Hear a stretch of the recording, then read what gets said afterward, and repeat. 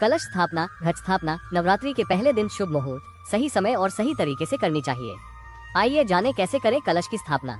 नवरात्रि में कलश स्थापना, घट स्थापना, विधि और मंत्र। कलश स्थापना के समय सबसे पहले वरुण देवता का आवाहन किया जाता है।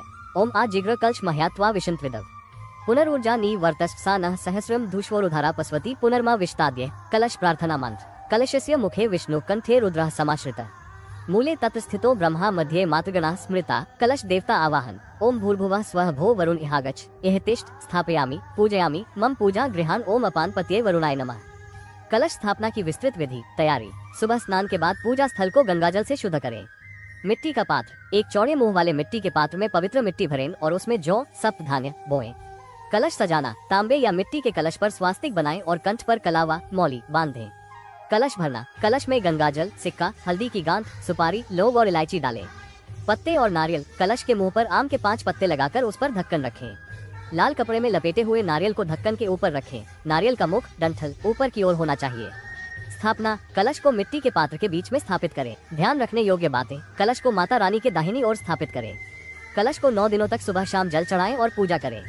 कलश स्थापना का शुभ मुहूर्त सुबह प्रतिपदा तिथि में ही माना जाता है।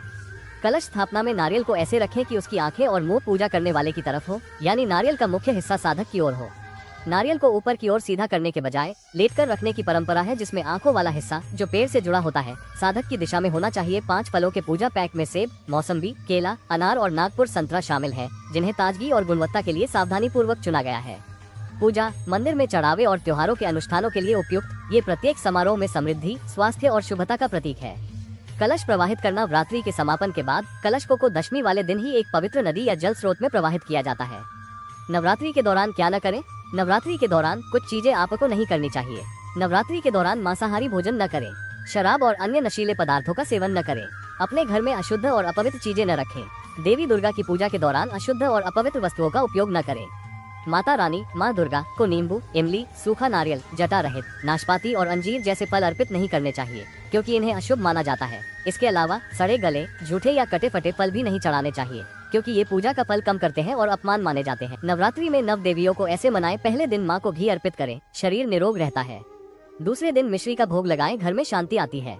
तीसरे दिन दूध या खीर चढ़ाएं, दुख और कष्ट दूर होते हैं। चौथे दिन मीठा प्रसाद चढ़ाएं, बुद्धि बढ़ती है।